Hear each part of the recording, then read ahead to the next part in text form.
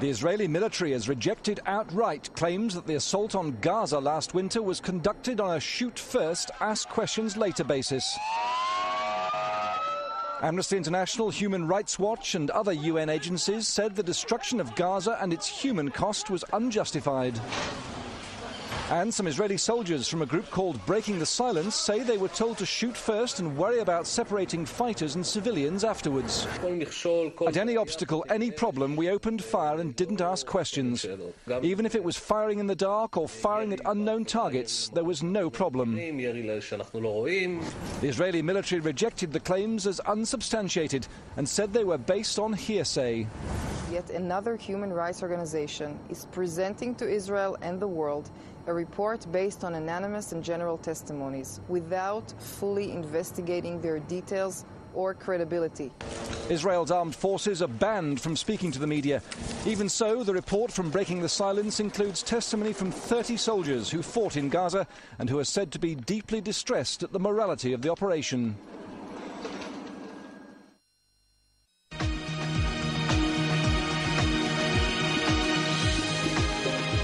An Israeli advocacy group has released a new report detailing allegations of wrongdoing by the Israeli military in Gaza 6 months ago.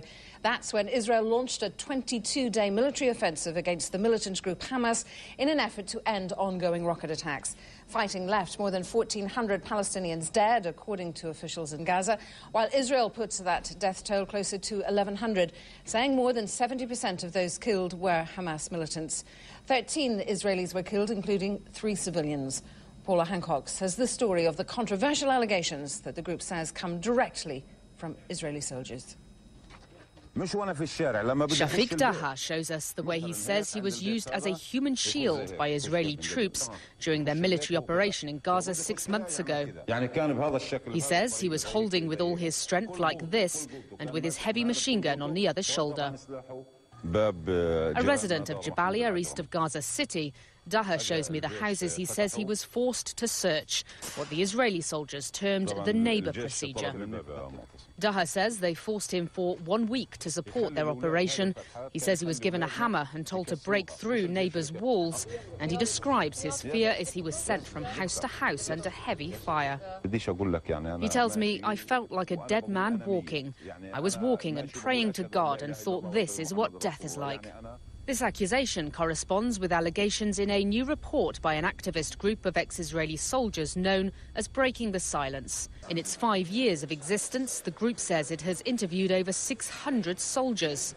BTS says in its latest 110-page report, it's collected testimony from 26 Israeli soldiers who served in the caste-led operation when Israel went into Gaza in an effort to stop thousands of militant rocket attacks.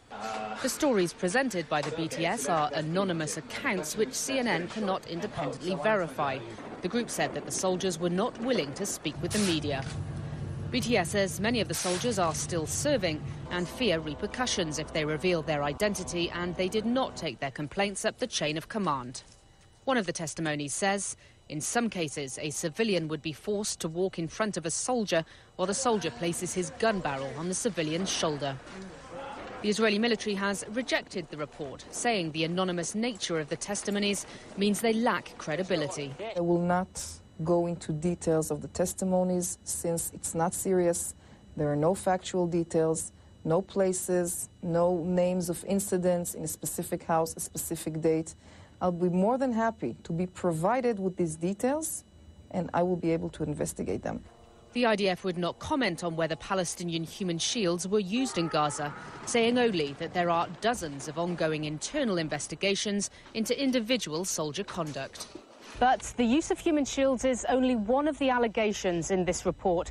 Israeli soldiers talk about the massive destruction of buildings, even though they weren't always under direct threat.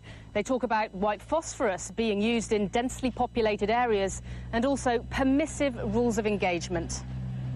In response to these allegations, the IDF says it complied with international law on all fronts. The author of the BTS report, Yehuda Shaul, a former Israeli combat soldier, says he and his colleagues are worried about the moral direction the Israeli military is taking in operations carried out in civilian areas. It comes again and again, this concept of If you have any doubt, shoot, because we prefer the mistakes to be on their body count than on ours. And this is probably the most disturbing for me, for me as an Israeli to hear these things. This report follows a previous report by Amnesty International and an ongoing investigation by the United Nations, looking into allegations of human rights abuses committed by either side. The BTS report has been widely covered by the Israeli media, and Defence Minister Ehud Barak has personally responded, saying the IDF is one of the most ethical armies in the world. Paula Hancock's CNN, Jabalia, Gaza. First Sergeant Amir has been an army reservist for a decade, but his experience serving on a tank in Israel's war on Gaza has left him so troubled he's decided to speak out. There were no rules of engagement. The only rules of engagement were to shoot. He's one of 24 Israeli soldiers to provide testimony to Breaking the Silence, an organisation of Israeli veterans demanding accountability from their military masters. Almost 6 months after Israel's war on Gaza ended, the testimony sheds light on potential war crimes, including the targeting of innocent civilians.